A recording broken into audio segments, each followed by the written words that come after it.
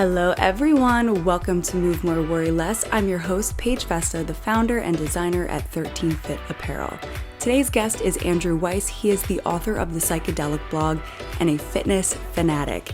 His passion for fitness and self-development has led him down the path of finding healing and self-discovery through psychedelics. And on today's episode, he is going to share that journey. It is really interesting, really insightful, and really exciting. So here we go. All right. Thank you so much for being here today, Andrew. I am so excited to introduce you / for those people who have followed us for a couple of years, reintroduce you because we featured you a couple years ago in our campaign called 13 Journeys, where you shared your story, which is really awesome. And that's where I'd kind of like to start today is talk about, because I feel like your evolution has been very interesting from your fitness journey, how you got into fitness, and now where you are writing about psychedelics. So let's dive a little bit into your story and your history, and we'll bring it to present day, and then we'll get into the sexy fun stuff with psychedelics. That sounds good. And I'm excited to be here. And it's always good to see you, Paige. So thank you for having me. Yes. Absolutely. Where would you like me to start? How far back would you like me to go? I mean, let's go for it. I mean, your story is really interesting and inspiring, and it's been so awesome to be your friend, but also watch you transform, I guess, over the years. So I would love for our listeners to get a really good background on who you are. And so maybe let's start with, how you got into fitness, why you got into fitness, the journey before, during, after. Let's do all of it. Sure. That's great. And also there's a ton of, parallels between our journeys. So, it's really nice to talk to someone else who's kind of had a similar, paradigm about fitness and made so many changes. And you were very inspirational behind what I'm doing now from afar. You didn't know it at the time. So I wanted to just give you that shout out. But of course, yeah. So my history. So I was living, I was a New Yorker, and I was living the New York lifestyle, working like, crazy. And I was this kind of ex-athlete. I played football and wrestling my whole life, and I'd really kind of lost my way. I think for me, what happened, what catalyzed my evolution was the unexpected passing of my sister in 2014. Grief can be a profound motivator and catalyst for change, right? It invokes a lot of introspection. You start to think about your own mortality, your own time on this earth, and it can really reveal things that are happening in your life that maybe aren't congruent with living your true self, right? And I think about 6 months after she passed, I kind of could have went on two different directions, right? I could have stayed in the self-destructive, like drink on work and live the New York lifestyle and just keep doing that, or I could have just really made a massive change in my life. And I decided to go into a more of a healthy world, where I joined a CrossFit gym. And, I was immediately hooked. Like all of the feelings that I had lost from being a competitive athlete growing up were completely just, brought back to the surface. Great coaches, great gym, great community, as you know. And that just became this incredible way for me to compartmentalize and deal with like the profound level of grief and suffering I was experiencing at the time. So that took me through a journey of losing over 30 pounds, of completely quitting alcohol, eventually moving to Los Angeles and getting rid of, unmooring myself from the New York lifestyle, which I don't think was advantageous anymore. It was a lot of positive things, right? But it wasn't, complete in terms of like healing. And in the winter of 2019, I read this book called How to Change Your Mind by Michael Pollan, who's a journalist and writes about psychedelics. And it spawned this, really powerful curiosity about how these medicines are used. Like me, like a lot of people that'll listen to this, maybe like you, my association with psychedelics was completely, recreational. They're things that college kids and young adults do to get high. And he wrote about psychedelics, Pollan, in a way that I never, thought about them, which is like, actually, they're there to heal. And so shortly after I started attending various, psychedelic ceremonies. We get into details in a moment, but just the impact of these was so profound, completely just a 180 in terms of how I lived my life, all uniquely positive benefits. That then was the desire. I have to write about this. Like, people need to know about this. I know that I'm not alone in struggling. I know that I'm not alone in not only struggling, but being proactive and trying to do the right things about it, pursue health and avoid things that are bad for me. But the impact of these, ceremonies and these psychedelics was so profound and so life-changing that I decided to write about it. And, it's been really rewarding to get this out there and write about it in a way that I don't think a lot of people are writing about it. Yeah, I am so excited to hear about all of this. I mean, obviously I heard a little bit when we spoke before setting up to do this podcast. But I'm completely, I don't know anything about psychedelics. I'm like that girl who never did any drugs, not because I have any judgment towards it. I just honestly have always been too scared to do anything.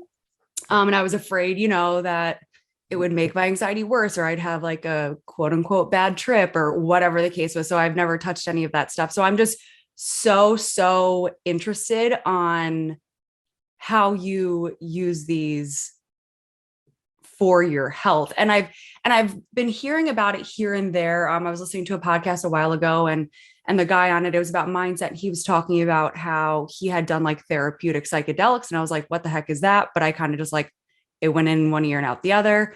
My brother has mentioned microdosing to me, didn't really know what that was, but he was like, maybe that could help you. And I'm like, I don't really know, but like, I'm scared of everything. So, so I'm really excited to hear more about your experiences with them, and then kind of get into, the who, what, when, where, and hows of all of it. So, so yeah, so you read this book that got you really intrigued. So then what did that journey look like from there?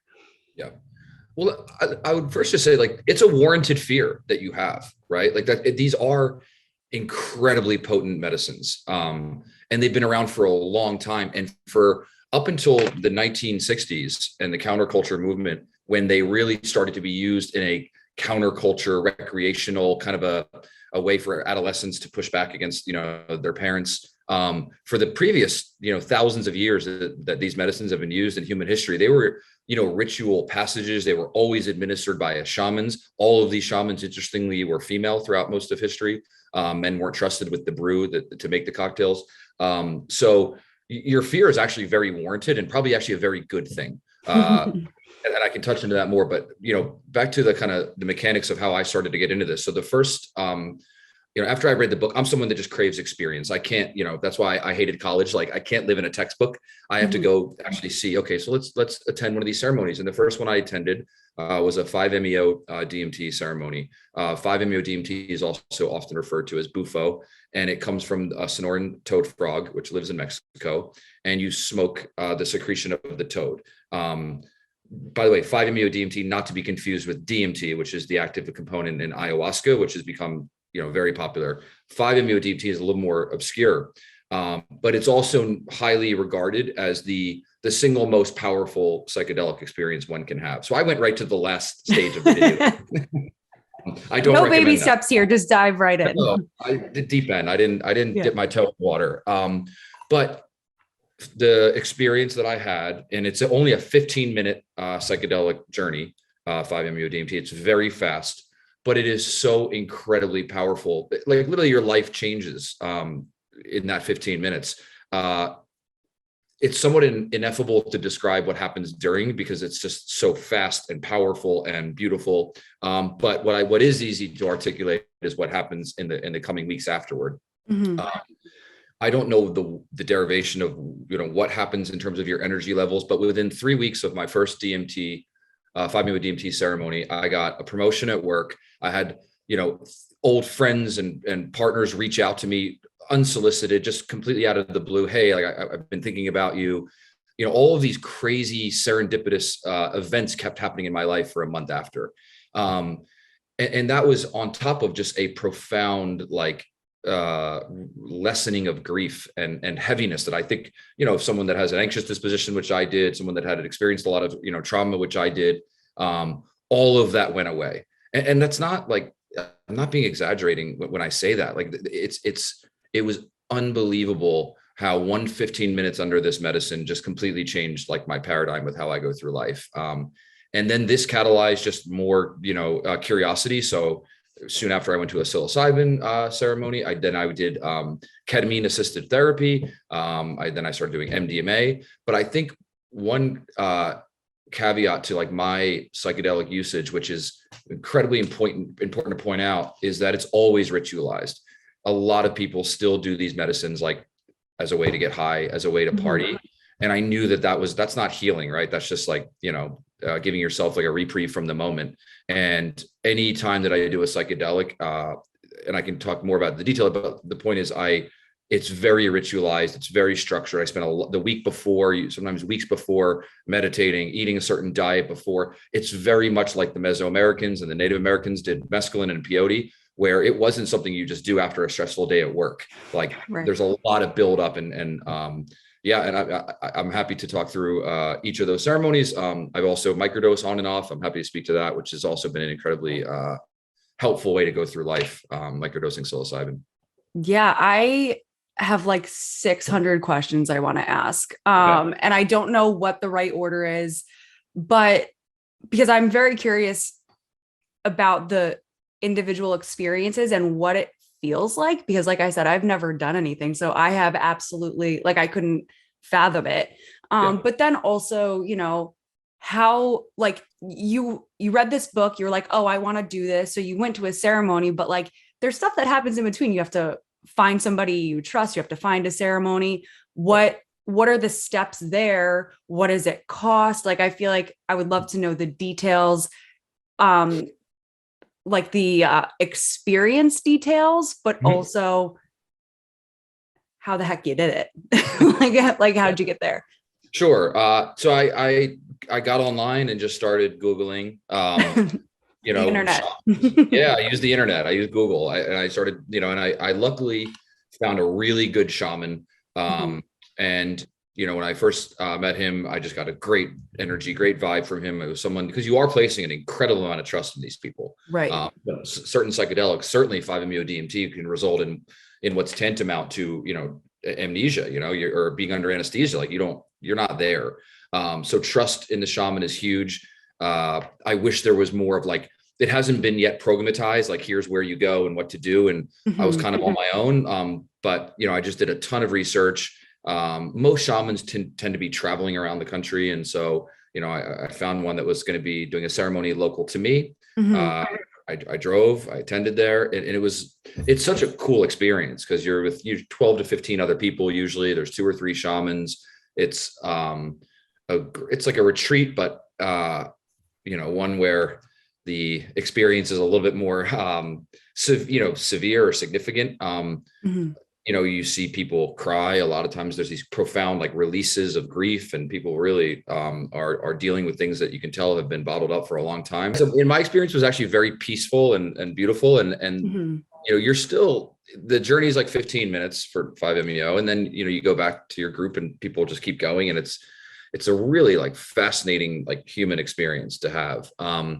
Psilocybin, I did it was the next one that I decided to do a journey with. And I had done this in college, but completely not the way you're supposed to do it. I'd done it like at a party, right? Yeah.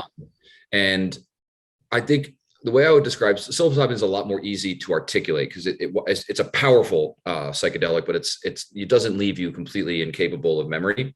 And what psilocybin typically results in is a feeling of like oneness, right? We're taught there's expressions like, you came into this world, but that's absurd. You didn't come into this world. You came out of this world, right? Like we're a branch on a tree. That's what it is to have a human experience. And psilocybin is a great reminder of there is no decoupling of you from nature.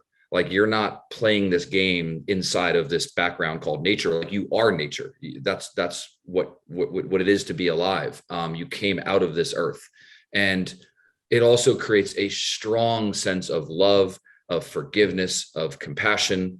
And for someone, when you live a long life and you deal with trauma and setbacks and challenges, which every single human I know does, psilocybin can be this great release of this kind of tension that you build up over the years. one of the ways that pollen analogizes it, and I think this is really, really spot on, is think of your life like skiing down a mountain, right? When you're a kid, every time you go down the mountain is like a new thought, and you just find fresh powder. But by the time you become an adult, and I'll be 40 soon, you kind of basically have the same thoughts, right? They're pretty ruminative.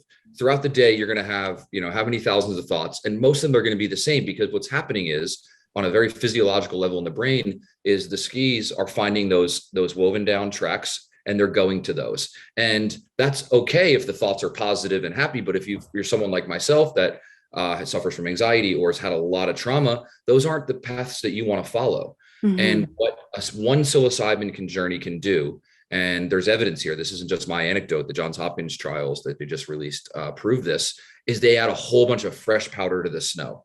It's almost like it's like being 5 years old again, where you can look at life and be completely unmoored from those thoughts that used to be ruminative and probably not all that productive. And it's like fresh powder on the snow. So yeah, I mean, that's the best way I would describe psilocybin. And it's also can be incredibly powerful for a connection between, a romantic partner. Me and my partner do psilocybin together. We always have the same intentions. And I mean, we've had these really significant kind of spiritual journeys that coalesced, where we weren't in this world. Wherever we were still very much in love and happy. But it wasn't, on the physical treadmill that a majority of us will spend, our lives on. Right. So you're saying, I'm curious about these studies that you said that were just released. And I guess my blanket question is why? Why does it change the way that you see life and your thoughts and all of that? So the Johns Hopkins trials, led by Dr. Roland Griffiths, were the most sophisticated psilocybin trials that they've done.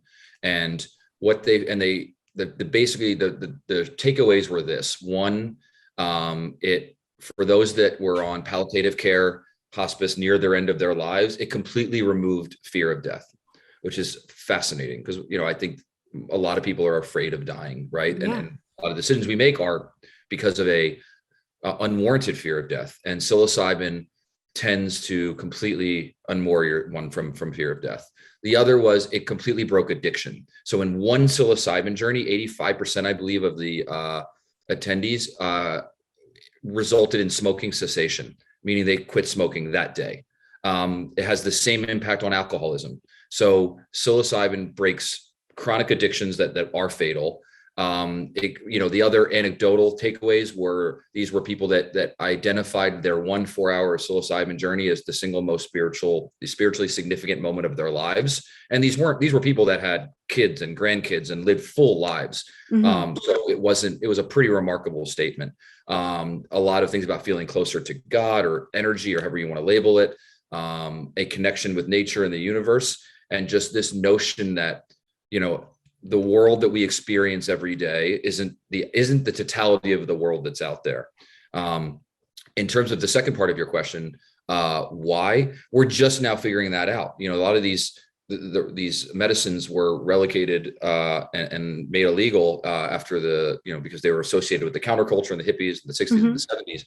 And there was a lot of really promising studies happening at that time that all got defunded. But now that we're starting to refund these initiatives, we're starting to figure that out. It is still, as I deliver this sentence, it is still unknown why a fungi would be able to alter the consciousness of the most advanced species on Earth. We don't know why. Mm-hmm. We're not a source of predation for the mushroom, so it wouldn't be to disorient us. We rarely come in contact with them. We don't know the why. We know that the molecules of psilocybin fit perfectly with the receptors of the brain and create these powerful experiences, but we still are very much figuring out the physiology, and the why remains an unknown as well. So why is it a different why? Why is it now that these studies are being refunded and now it's happening? That's like the worst question ever. Wow. But whatever. Yeah. I'm going to roll. Yeah, no, it's a good question. I think pollen has a lot of responsibility, but if you look at the rise of select podcasts like Joe Rogan, Aubrey Marcus, what you started to see was people that had big reaches and big audiences talking about psilocybin, talking about ayahuasca. And I think there was also, so that I think brought it into the narrative, right? And you know, Aubrey has a great quote that like ayahuasca became like the you know like the merit badge of spiritual materialism. Like you weren't a real hippie unless you did ayahuasca, and that kind of gained a little bit of popularity. But I actually point to something else that's happening. I think there was latent frustration and growing almost resentment towards big pharma. If you think about who's owned the healing market, right, for the last since the 70s, it's big pharma. Zoloft, Praxil, all these antidepressants, you know, benzodiazepines like Xanax. That's, you know, fentanyl, right, like which has killed more people than anything in the last 10 years.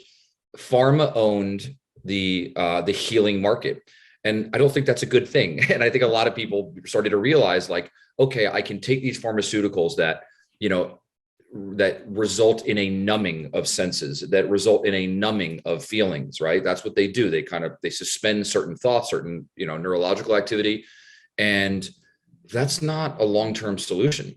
And in fact, usually oftentimes has a lot more, you know, side effects, and sometimes the cure is worse than the disease. But when we look at these medicines, like they come from nature, like that always results in a higher level of trust for me. And they don't numb you. Like that's the beautiful thing about psychedelics is you feel on these medicines, and it's not always pretty. I don't want to also sanitize the experience and make you know, your audience and you think that it's just this completely beautiful utopian thing. There are things that you may experience that are incredibly powerful, but you feel them, and it's this cathartic release when you're on these medicines. And I just think that the appetite for, hey, I no longer want to suppress the anxiety, suppress the depression, suppress the pain I'm feeling. I want to actually just encounter it, and in an experiential way, deal with these things that I'm dealing with, and have the medicine teach me and heal me, is such a more attractive avenue for so many people than the big pharma route of the last 30 or 40 years. Yeah, I mean, I'm like having a hard time putting together words because I'm taking in all this information because it's very new to me, but it's really interesting to me. And I love that perspective a lot because, I've been transparent in the past with our audience, but I'm on, Prozac right now. And I decided to go on medication because I had felt like I came to a point in my life where I felt like I just exhausted my resources. I was like, I'm healthy. I'm going to therapy. I was taking supplements. I was doing what felt like everything. And I was still finding myself in these moments of depression or anxiety. And it was just kind of like, what do I do? And I have nothing necessarily against anybody who wants to be on medication. I'm on medication. It took me a while to come to terms with being on medication and saying okay to it. Yeah. But I think a lot of people probably feel the same way that I do, that if I could do something natural, I would way prefer that over taking medication. Medication was kind of my last resort because I didn't even know about all this psychedelic stuff. It's a pretty, at least from my perspective, it's a newer conversation. And so it's just really interesting to me. And I'm really curious because, like you said, it's being on medication isn't really a solution because now I have to take something every day. And if I decide to go off it, we're kind of gambling, like, am I going to be okay or not? You know? Yeah. So that's super fascinating. Yeah. And I think what's so important though, is because we're at a nascent kind of part of the movement, but we've been here before.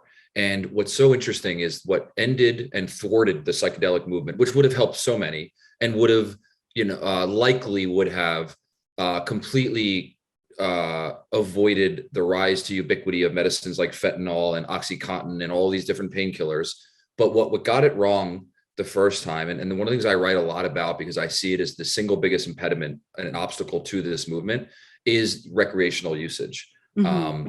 That's what killed the movement in the 60s and 70s. It wasn't government policy. It wasn't anything but the stigma and the perception that, oh, if you do LSD, for example, you are a anti-war counterculture hippie. That became like the label of psychedelic use. and therefore it never was going to make it mainstream at that with that association. And it was easy for the government to, defund the various trials going on and, implement policy to make these Schedule I drugs that result in jail time and all these things. That's the risk now that I see, that we are coming to kind of a comeuppance of like, hey, let's relook at these medicines. We have a lot of people on pharmaceutical medicines that the results aren't always that great. But what will thwart this movement is still this association that, like, you do mushrooms and go to a pool party in Vegas, or you do MDMA at Coachella.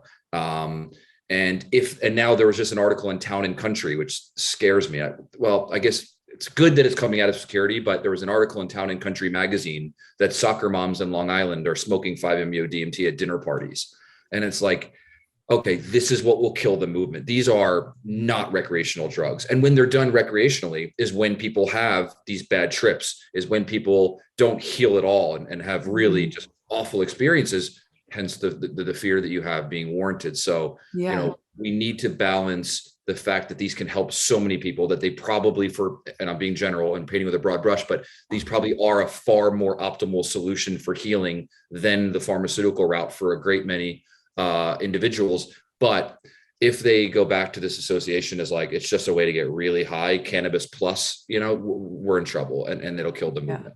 Coming into this conversation, I generally knew nothing about psychedelics, and my perception of them was negative.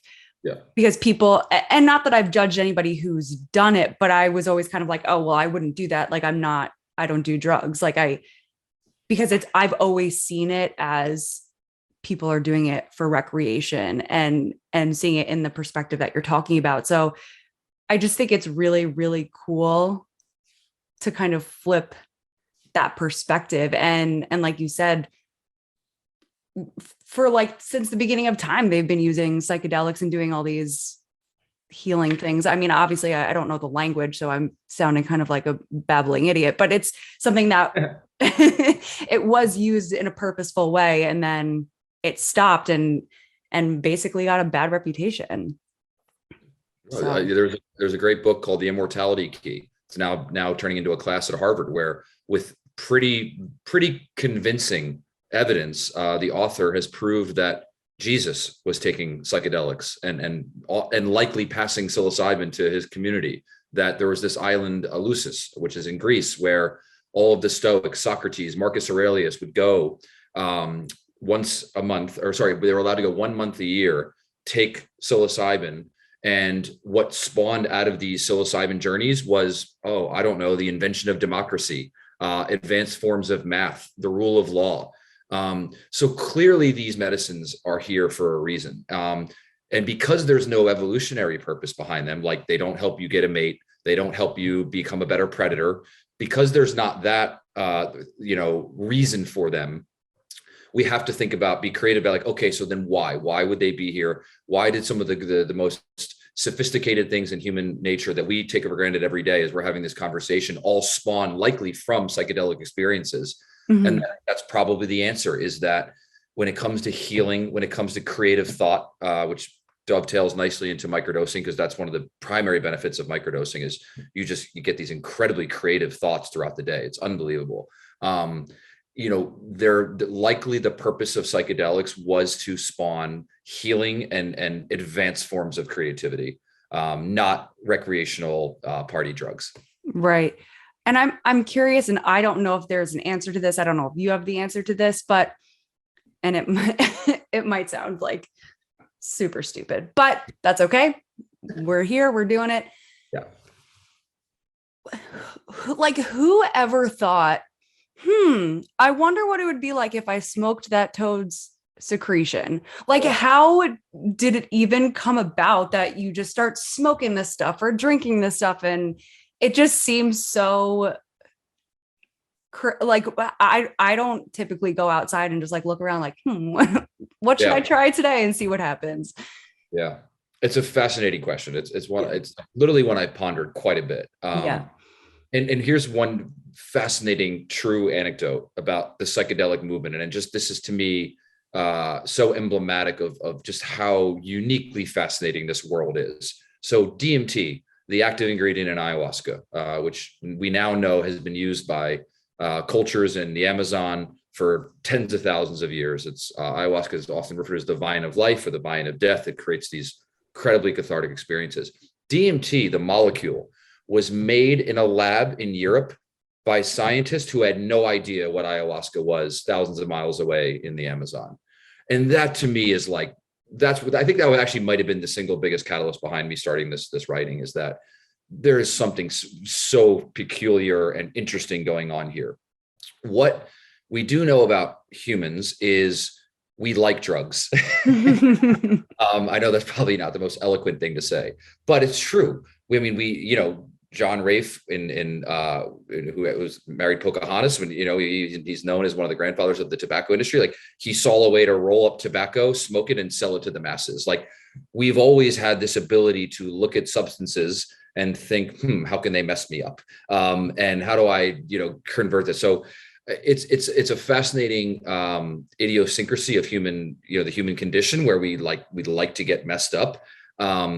And what's, so interesting about psychedelics now, what we're learning is like ergot, for example, active component in LSD. They've now found ergot in the mugs in Spain from 10,000 years ago. That doesn't grow there naturally. So we know that LSD was being shipped around the Mediterranean 2,000 years ago. So there's always been this appetite for psychedelics. There's always been this desire to enter advanced, forms of consciousness. The Catholic Church ended up finding out about this, and they actually burned a lot of the books that talked about the early psychedelic use, which is interesting because it would have been so antithetical to their movement of like, just believe us. And if you can have your own mystical experience in your own living room where you can kind of see God, then you don't really need to go to a church and make a donation to be told about him, right? So they didn't like mystics and shamans, but the human condition, I just think the shortest answer to that question, which is one I ponder all the time, we've always had an insatiable curiosity about what it means to live, what it means to die, what these medicines are here to teach us. So I don't know who first, said, "Oh, let me look at this toad that spends 11 months under the ground, and let's smoke its secretion, and it'll create one of the most, significant spiritual experiences that you'll ever have." I don't know. I'm glad they did, because it changed my life, and it's going to change a lot of other people's lives. But I think it's just, all of these tryings of the first drugs, and they're just surface level manifestations of this curiosity that we all have to feel good, but also like, we're always in a quest for meaning and a quest for like, what does it mean to be human? What does it mean to be alive? And, psychedelics bring us so close to the answers to these really, pivotal questions. Let's talk about the different psychedelics, okay. What people can do. Yes. But also, and I don't know how this works. Obviously, again, I'm learning. I don't know if there's like specific benefits to each one that are different. I don't know, like maybe just kind of break that down for us. Sure. So I'll start with ones that are typically administered by therapists and are legal, and you can go and do. And, for example, I went and did here in Los Angeles a ketamine assisted therapy. Okay. So ketamine is a very powerful psychedelic.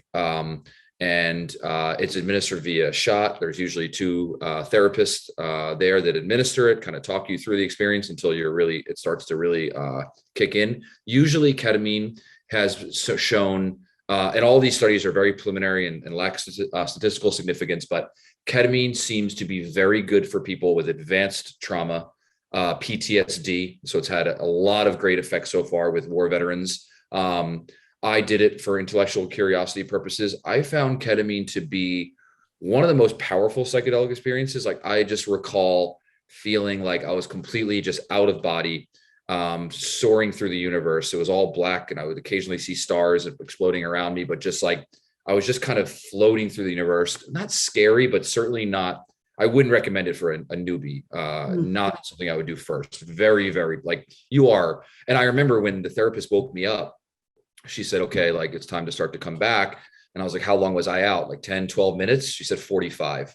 And I was just like, wow, like complete disillusion of time. I thought it was a 10-minute experience, and it was 45 minutes. I was soaring through the universe. One thing with ketamine, and this is also true of MDMA, which I'll go into next, is it does result in an elevated BP. So I think my blood pressure went to like 190 over like 120, which is scary. Like it was a significant heart rate, which is not common for most psychedelics.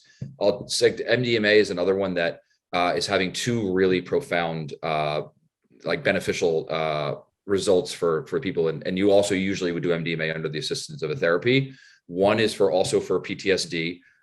So anyone that's, served in a war or, been through a traumatic car accident, things where they're having, very powerful ruminative memories and they can't unmoor themselves from, MDMA is known to help. The other, and I think this is going to be a massive win for society, is couples therapy.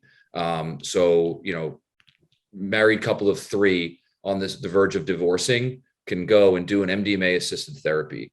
What MDMA results in is a complete ego dissolution, that you completely lose sense of yourself. And if you think about so many fights that you have with your partner, things that create a divergence with you and a romantic partner, it's usually things from the past, right? It's like things that happened before. And MDMA creates a healthy kind of compartmentalization of those things. It creates a strong desire of love. And on a physiological level, it's releasing serotonin, it's releasing norepinephrine. You're feeling really good, and which is why it has this association of like great to take at clubs and at a music show or EDM show, because you'll dance and you'll feel good. But that's actually the wrong usage, in my humble opinion. When me and my partner do MDMA, we do it just the two of us, candlelit. It's a very like connection feeling, and the beauty of MDMA is all of the struggles and the things that can accrue over time that can act as divergent mechanisms in a relationship. It completely recenters you. MDMA makes you recentered on, okay, what matters in life: love, forgiveness, empathy, a connection with my fellow human. And that's why I think MDMA is going to save so many marriages where two people kind of lose their way. Or in the case of my relationship, we did it kind of early on. We were only a couple for about 4 or 5 months in our first MDMA journey. It brought us incredibly close together. Because of the ego dissolution, you're allowed to have conversations that otherwise would have taken months to have, maybe years. So that's for MDMA. Psilocybin, one that I highly recommend, finding a shaman and attending a ceremony. You can do a private or a group based on, your own proclivities there. That's a 5-hour journey, and you're going to you're going to see it's very long, but it's not overly powerful where you don't feel like you're losing control. But you're going to experience things like a lot of people talk about, like, you look out at like the trees and you're going to see the earth breathe, and you're going to see a tree the way you've never seen a tree before. And I know I sound like a woo hippie, but it's actual, like you actually kind of don't see a tree, right? Like, and there's a lot of philosophy about how much damage we do to children by teaching them like labels, like that's an eagle, that's a tree. Just let them see the energy, let them see the frequency, right? Like everything is so uniquely beautiful on psilocybin. And that journey, results in just a lot of closure around, things that have happened in the past, or really letting go, which segues nicely into another psychedelic that I do every year, which is the 5-MeO-DMT. And one of the stories I write about with that is, when I was on this journey, I don't want to say hearing, because it's almost like the word was like, I was feeling this. It was like reverberating in my body, the word dimitas over and over again. That's the only thing that with like a level of specificity I can remember during my first 15-minute 5-MeO-DMT journey, was this word dimitas. And I got home feeling amazing from the ceremony. It's just like 50-pound, sandbag off my shoulders. And I Googled dimitas. I'm like, what the hell does this word mean? And it's Latin for let go. I don't speak Latin, Paige. So clearly I was like, that is so, profound, that it was like the medicine teaching me to let go of, the grief that I was carrying with me. And I did. And I was never, the same in a exclusively positive way. I was never the same after that. So those are the psychedelics that I'm most experienced with. Mm-hmm. I can talk to other ones, but those are the ones that I've had recent, interactions and journeys on that have created just a different person. In many ways, I'm not who I was, 6-7 years ago because of these experiences. So for somebody who's new to this, like myself, if you were looking to do it, try whatever. Yeah. I have a handful of questions that go together. What would you recommend starting with? How do you know that you can trust the therapist or shaman that you find on Google. And Yes. what's the cost behind these kinds of experiences? Sure. Yeah, definitely would start with psilocybin. I think that is the great kind of gateway into the spiritual realm. And you are entering in an advanced stage of consciousness. And I think most people will go their entire lives with three forms of consciousness: waking, dreaming, sleeping, right? Like dreaming's a fascinating one. You'll be talking to a dead person and do no reality testing. And like, that's just okay, right? Like that's a different, unique form of consciousness. Waking is us right now having this conversation, and then sleeping when you're not dreaming and you're not awake. Those are the three forms that most people will spend their lives in. Psilocybin is a great first foray into the psychedelic realm because it's an advanced stage of consciousness, but not one like mescaline or peyote or 5-MeO, where you're going to be in an advanced stage of consciousness and have no ability to drive the car. That's an analogy, never drive a car in any big disclaimer. But psilocybin is a great one because even though it's long, it's never so potent where you feel like, oh my God, I'm losing control, which can happen. So that's a great one.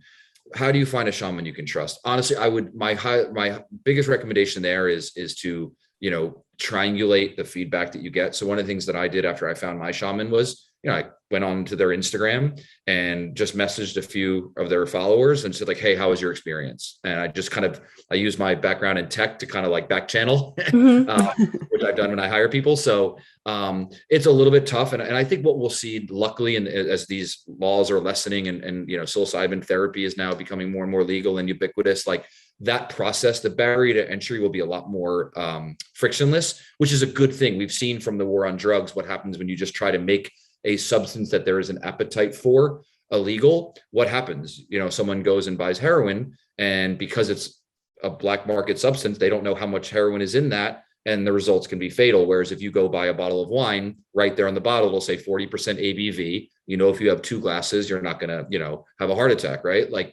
So for now, it's still a little bit difficult to navigate as we're just now in this kind of, second movement. But I would, do your research, find people that have, done experiences and ceremonies with the shaman, and vet it that way. Then the third about it isn't cost prohibitive, for a private ceremony, you're probably talking like $400 or $500. For a group ceremony, somewhere between $100 to $250. But again, like I was able to rationalize that price. Like I spend, how much money on my fitness every single month, how much money on my diet and exercise and taking the right vitamins, like to completely catalyze a paradigm shift about how I deal with the most traumatic events that I've ever experienced, to, spawn a renewed relationship with relationships where you start to look at love as like, not this, exchange of like going to dinners and this stuff, but a real empathetic, real vulnerable,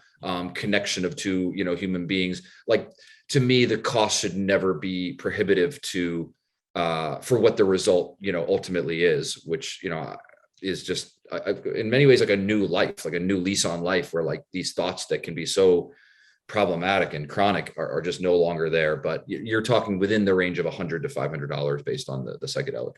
Right. And I mean, to speak to that, it's part of, investing in yourself if it's something, because it's not like you're saying, this isn't to go get all messed up and go to a club or something. Like it's part of your journey. So it's investing in yourself to become better or hope for that.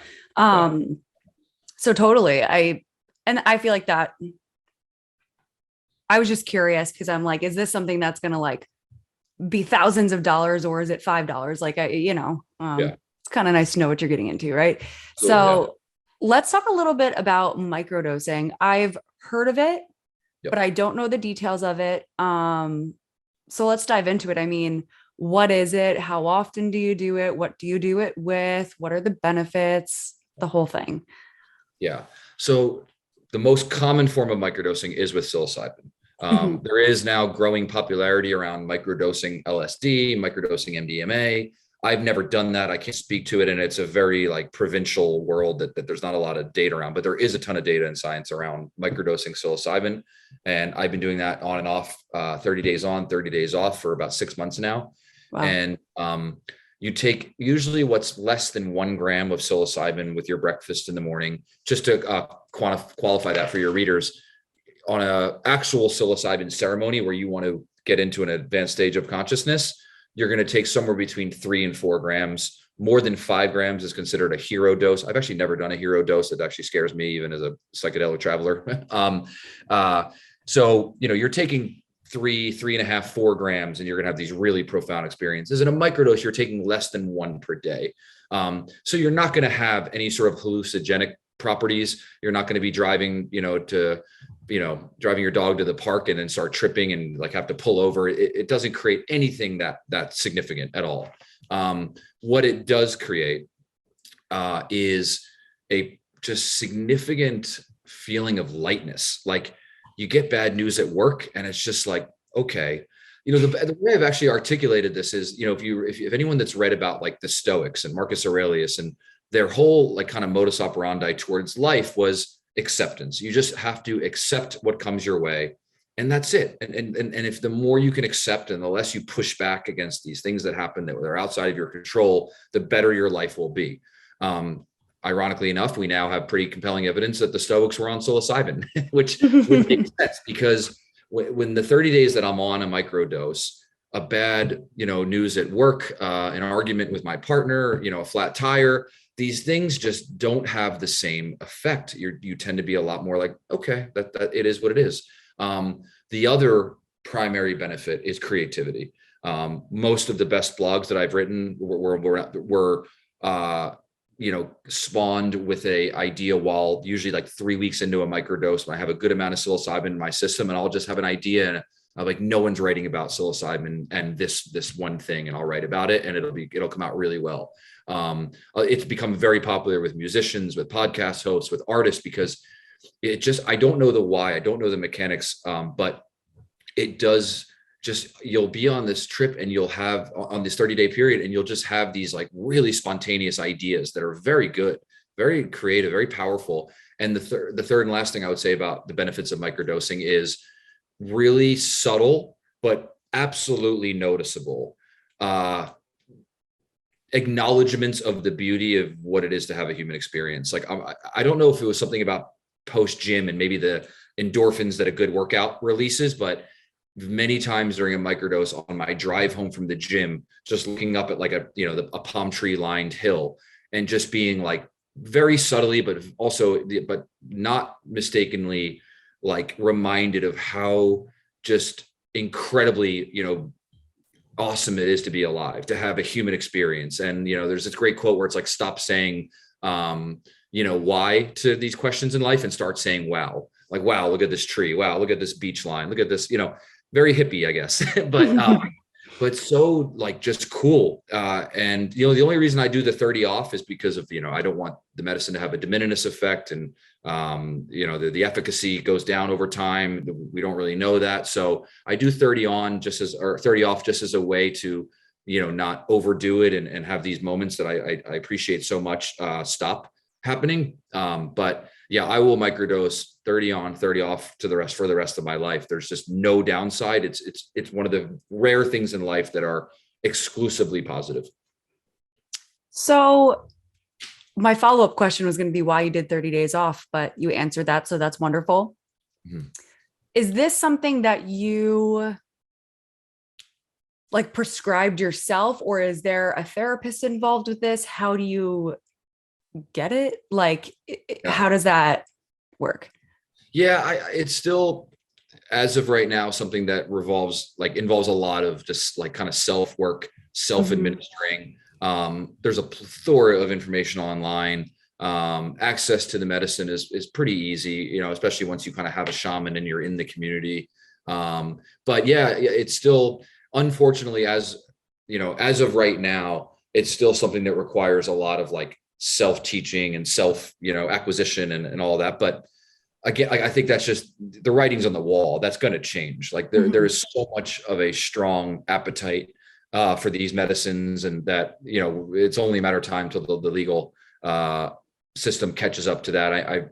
My mom texted me that like she saw something about psilocybin on 60 Minutes. I was like, okay, well, if it's on 60 Minutes, then like the movement's underway. Like they're usually pretty late to the party. So, this is something that, the current challenges, there's a shelf life on them. The current challenges of kind of having to self-educate. And that's one of the reasons why I'm writing this newsletter, to hopefully help people that are kind of, curious about this world, and the access, and the administering, which this should be done with the help of a therapist. You should have professional help here. I think what we'll see in the next 6 months, 12 months, 18 months is that being far, more modern and less frictionless than it is now. It does require a little bit of like, self-reliance in its current form. When you microdose, you're saying you're taking a gram or less per day. What are you physically taking? It's a pill? Yeah. Gotcha. Psilocybin just grinded into a pill, and usually I do 30 days. So I have 30 pills, and then I know when it's over. So. Right. Gotcha. Is there anything else that you want to touch on before we wrap this up? Yeah, I think first of all, just thank you for having me. I love talking about this stuff. I just think, to make it specific to your audience, like I see a real intersection between this world and the fitness realm, because they have the same root cause. Like for most people in fitness, obviously there's some people that go to Gold's Gym and just try to get huge biceps. But for most people that are pursuing a life of fitness, the core of that is self-improvement, right? It's like, I am not completely satisfied with who I am right now. I feel like I can be a better person tomorrow and the next day. And that is just the parallels to that, and spiritual curiosity and spiritual betterment can't be decoupled. There's so much overlap between, the desire to be your best physical self and then the desire to be your best spiritual self. And so I actually think like, I don't know, my friends call me like an intellectual meathead or like a warrior poet. I've heard like, I think this coalescence of like, being really adamant about bettering yourself physically pairs so nicely with a desire to also make sure that you're spiritually, fulfilled and living a spiritually meaningful life. And I just see a future of like less alcohol, less pharmaceuticals, and, more fitness and more spiritual journeys. And hopefully I'm right in that prediction and I'm not being overly utopian. Yeah, no. And I'm glad that you brought that up, because I mean, obviously, about our brand and 13 Fit Apparel. Like, although we are a quote unquote fitness apparel brand, we really care a lot about self-betterment in every aspect.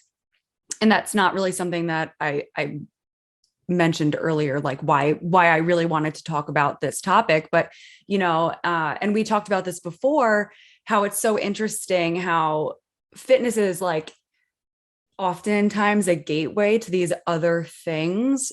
Yep. Because once you start realizing the benefits of improving yourself, and fitness is not just physical, there's just so many things that come after that, like wanting to improve your mental health or wanting to improve your spiritual health. If that's, I don't even know if that's a term, but I'm going to use it.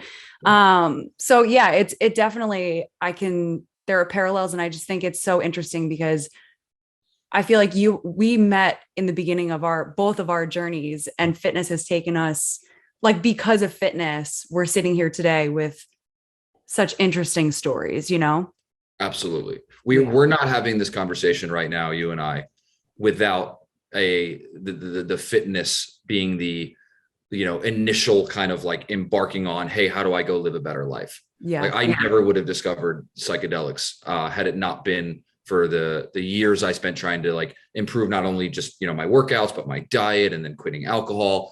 The journey of like self-improvement and self-discovery, which I think there's a massive appetite too. I think that's another thing that's really exciting, is that, I think for a long time, society was told, it was all about like self-esteem and pleasure, and just go pursue the things that make you happy. And that resulted in a lot of vapid existences. And now I think what we're seeing is like a real appetite for like meaningful lives. Like I want to live a meaningful life that people are proud of. And fitness is amazing in that. Like when you can just dedicate so much of your time and 1 year later be, materially better in every single like metric that you look at.